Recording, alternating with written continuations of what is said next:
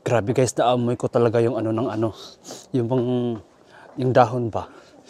Huh, naamoy ko talaga yung dahon dito sa kalsada kasi nga yung ibang tao dito nagwiwid sila dito.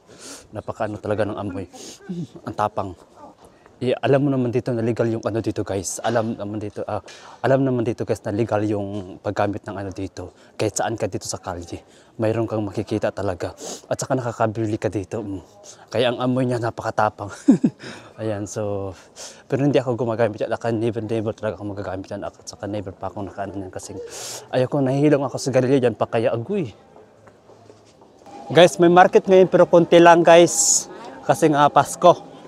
Ayan, konti lang nag-display ngayon guys, mga gulay-gulay lang siguro. May isda din pala. Ayan, so konti lang. Dito na naman tayo sa isdaan, mamimili naman tayo ng isda. Baka may isda dito na paborito ko. Welcome to Pinoy in Holland.